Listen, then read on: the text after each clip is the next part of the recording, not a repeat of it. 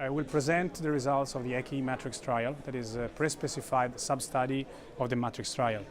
The matrix trial is the largest study on ACS patients treated with a transfemoral or transradial approach.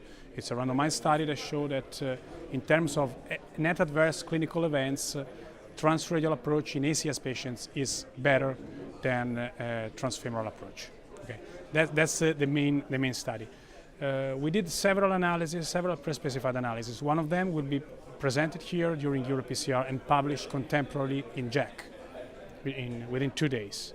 And this is the ECI matrix trial. Which is the background of this study? The background is that ECI, that is acute kidney injury, is a huge problem for interventional cardiology. It is associated with increase in the rate of heart events and mortality, even if it is transient after angiography. Several studies have shown that the transradial approach is associated with lower incidence of ECI, but only in a retrospective way. What we wanted to find with the ECI matrix was if this could be confirmed also in a prospective randomized trial.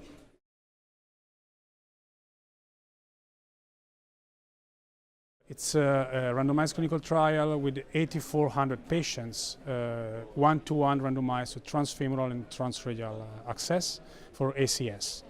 I have to say that we had to exclude 194 patients because we had no complete data, but the rest, 8,200 patients, were randomized to transradial and transfemoral.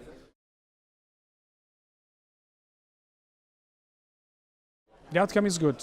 The outcome is good because the pre-specified incidence of ECI was found, was met, and the transradial approach was associated with a significant reduction in the whole population, in the overall population that was treated with angiography, if compared with the transfemoral one.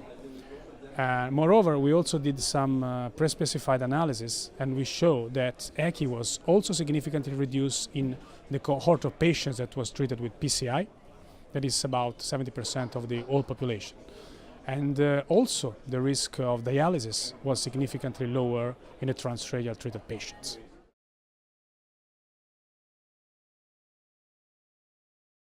Well, I have to say that this is very strong clinical data because the study was well conducted, was very strong from the methodological point of view.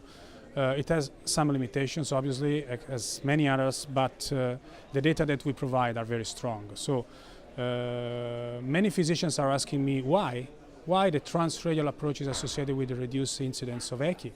And there are many hypotheses that we can do, but probably the three most important issues are that with a transfemoral approach you may mobilize some debris or some atherosclerosis from the aorta that can embolize in the renal artery.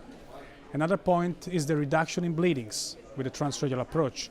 And with bleedings, we have an increase in ECI. So reducing the bleedings, we may also reduce the ECI.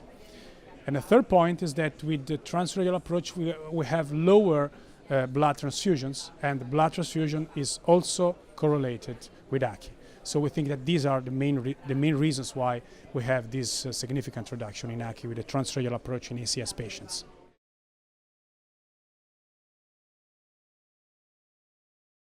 Not just for the research, but for the physicians, this is on top of other information that we have. This is another reason for adopting in all of our ACS patients, both ST elevation and non-ST elevation, to adopt a transradial approach.